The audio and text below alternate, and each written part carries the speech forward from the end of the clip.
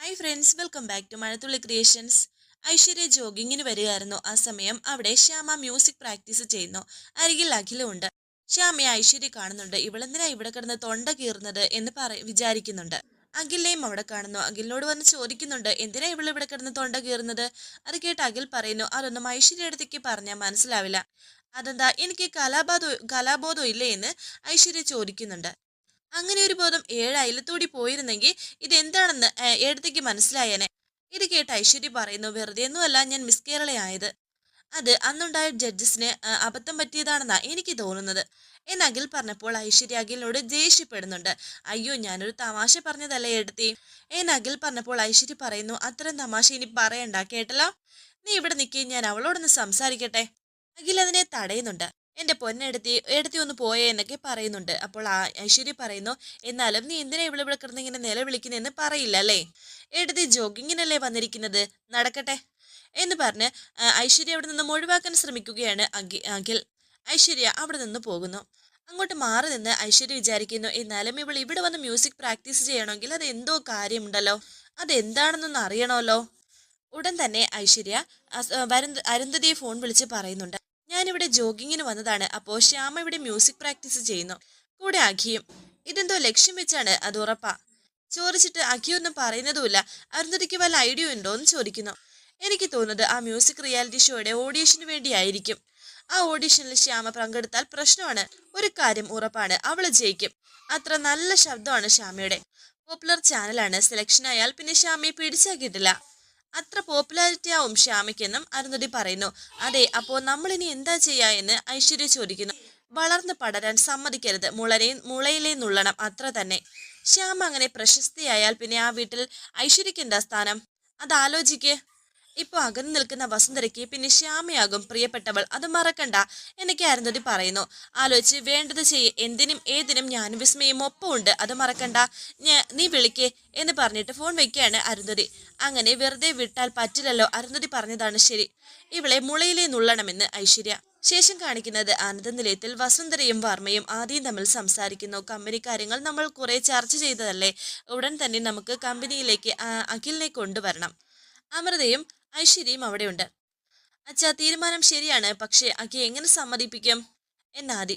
നമ്മൾ എല്ലാവരും കൂടി ശ്രമിച്ചാൽ അഖി സമ്മതിക്കില്ലേ എന്ന് വർമ്മ. വേണ്ട, എല്ലാവരും കൂടി വേണ്ട, ഞാൻ മതിയെന്ന് വസുന്ധര.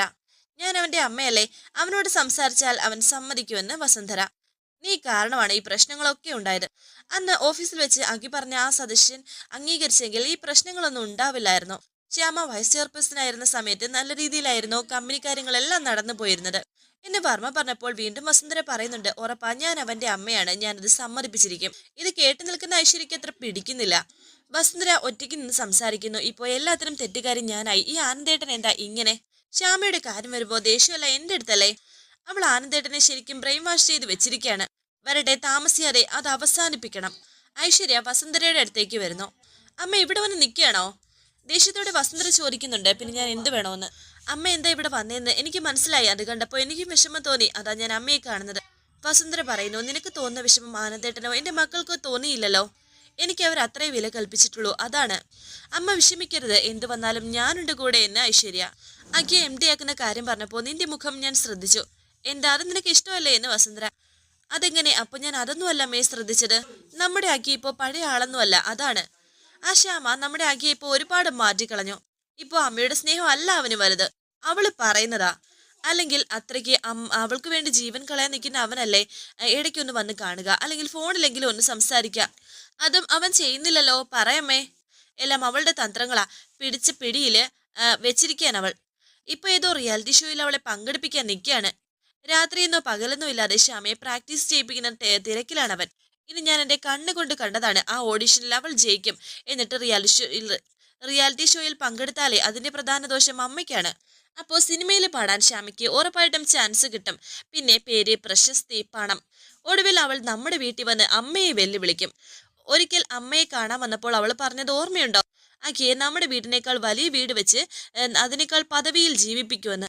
അത് അവൾ വെറുതെ പറഞ്ഞതല്ല. ഇങ്ങനെയാണെങ്കിൽ അത് ശ്യാമ നടത്തിയിരിക്കും. ഇനിയാ നമ്മുടെ അഖി പെടാൻ പോകുന്നത്. അതിനെന്തെങ്കിലും സംഭവിച്ചാൽ കൂടെ നടക്കുന്ന ഒരു അവളുടെ ബാഗും ചുമന്ന് കൂടെ നടക്കുന്ന ഒരു ആളായിട്ട് മാറും അഖി. അമ്മ നോക്കിക്കോ. അവളുടെ ഇഷ്ടത്തിനനുസരിച്ച് അഖി അവൾ കുരങ്ങ് കളിപ്പിക്കുക. നമ്മുടെ ആക്കി പാവം ഒന്നും അറിയാതെ. അതെല്ലാം ഓർത്ത് ഞാനിവിടെ വിഷമിച്ചിരുന്നയാണമ്മേ. ഇതെല്ലാം കേട്ടിട്ട് വസുന്ധര പറയുന്നു, റിയാലിറ്റി ഷോ ശ്യാമ അങ്ങനെ ഒരു നീക്കം നടത്തുന്നുണ്ടോ? ഞാൻ എന്തിനാമേ കള്ളം പറയുന്നത്? സംഗതി ശരിയാണെന്ന് ഐശ്വര്യ. പക്ഷെ അതിന്റെ ഓഡീഷനിൽ പങ്കെടുക്കാൻ നമ്മൾ അവളെ അനുവദിച്ചുകൂടാ. എങ്കിൽ അമ്മയ്ക്ക് എന്നേക്കുമായി നഷ്ടപ്പെടാൻ പോകുന്നത് നമ്മുടെ അഖിയുടെ സ്നേഹമായിരിക്കും.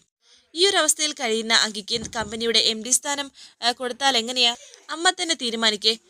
ഒടുവിൽ കമ്പനി അടച്ചുപൂട്ടും. ഞാൻ ഈ കുടുംബത്തിൽ വന്ന് കയറിയവളാണ്. പക്ഷേ ഈ കുടുംബത്തോട് എനിക്ക് തീർത്താൽ തീരാത്ത കടപ്പാടുണ്ട്. നമ്മുടെ കമ്പനി അങ്ങനെ അവസാനിക്കുന്നത് എനിക്ക് ഊഹിക്കാൻ പോലും കഴിയുന്നതല്ല. പിന്നെ അഖി, അവന്റെ ഭാര്യയ്ക്ക് മുന്നിൽ ഒരു സെർവന്റിന്റെ റോളിൽ നടക്കും. എനിക്കതും സഹിക്കില്ല അമ്മേ. എനിക്ക് സത്യത്തിൽ എന്റെ സ്വന്തം അമ്മയാണിത്. ഈ കണ്ണീന്ന് ഒരു തുള്ളി കണ്ണുനീര് അത് വീഴുന്നത് പോലും എനിക്ക് സഹിക്കില്ല. ഇത് കേട്ട് വസുന്ധര പറയുന്നു, മോള് വിഷമിക്കാതെ, എല്ലാം എനിക്ക് മനസ്സിലായി. അവൾ ആ ശ്യാമ റിയാലിറ്റി ഷോയിൽ പങ്കെടുക്കരുത്. അതിനു വേണ്ടത് ഞാൻ ചെയ്യാം. പിന്നെ അഖിയെ കമ്പനിയുടെ MD ആക്കുന്ന കാര്യം, അത് അഖിയെ കമ്പനി അവന്റെ പിടിയിൽ നിന്നും എന്നേക്കുമായി രക്ഷപ്പെടുത്തിയിട്ട് മതി. ഇത് എന്റെ ഉറച്ച തീരുമാനമാണ്, അതിൽ മാറ്റമില്ല. അത്രയും പറഞ്ഞ് വസുന്ധര പോകുന്നു. ഐശ്വര്യയുടെ പ്ലാനുകളെല്ലാം നടന്നിരിക്കുന്നു. ഇപ്പോൾ ഇത്തിരി കണ്ണുനീര്, അല്പം സെന്റി, എല്ലാം തീർന്നു എന്ന് ഐശ്വര്യ പറയുന്നു. പിന്നീട് കാണിക്കുന്നത് അശ്വതി വീട്ടിൽ വെജിറ്റബിൾ കട്ട് ചെയ്തുകൊണ്ടിരിക്കുന്നു. അരികിലിരുന്ന് ഒരു പടം വരയ്ക്കുകയാണ് ശ്രീകുട്ടി. അമ്മയുടെ മുഖം ഇങ്ങോട്ട് തിരിക്കാൻ പറയുന്നുണ്ട്. അമ്മയെ വരയ്ക്കാനുള്ള ശ്രമത്തിലാണ് ശ്രീകുട്ടി. എന്നാൽ ഇപ്പൊ പടം കാണിക്കില്ല, കളർ ചെയ്തിട്ട് കാണിക്കൂ എന്ന് പറഞ്ഞുകൊണ്ട് കളർ ചെയ്യാൻ പോയിരിക്കുകയാണ് ശ്രീകുട്ടി. പാവം എന്റെ മോള്, അവൾക്ക് കളിക്കാനും ചിരിക്കാനും ഞാൻ മാത്രമേ ഉള്ളൂ എന്ന് അശ്വതി പറയുന്നു.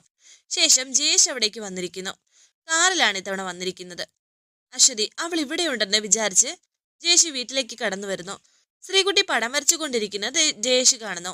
ഈ കുരിശ എല്ലാത്തിനും തടസ്സം എന്നെ ജയേഷ് വിചാരിക്കുന്നുണ്ട്. എന്നിട്ട് ജയേഷ് അകത്തേക്ക് കയറി പോകുന്നു. അശ്വതിയെ കണ്ട ജയേഷ് അശ്വതി തന്നെ ഇങ്ങനെ അടിമുടി നോക്കിക്കൊണ്ട് നിൽക്കുകയാണ്. ജയേഷ് അശ്വതിയുടെ പിന്നിൽ വന്ന് നിൽക്കുന്നു. അശ്വതിയുടെ കഴുത്തിന് ബാക്കിൽ നിന്നും പിടിക്കുന്നുണ്ട്.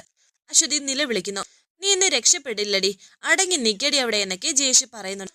ഒടുവിൽ അശ്വതി ജയേഷിനെ പിടിച്ച് തള്ളുന്നു. എന്നാലും പിന്നെയും ജയേഷ് അശ്വതിയെ പിടിക്കുന്നുണ്ട്. ജയേഷ് വീണ്ടും അശ്വതിയെ ഉപദ്രവിക്കാനുള്ള ശ്രമത്തിലാണ്. വരാനിരിക്കുന്ന പുതുപുത്തൻ എപ്പിസോഡുമായി വീണ്ടും കാണാം. Thank you for watching. Please subscribe, like, share my channel.